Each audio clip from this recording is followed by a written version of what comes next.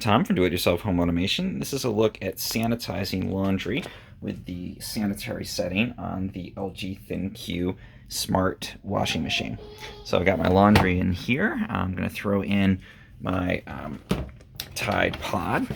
I like to use these Tide free and clear. You just have to free and gentle. You just need to make sure that they are HE compatible, and they are. So I'm going to go ahead and throw that in. Then I'm going to start up here.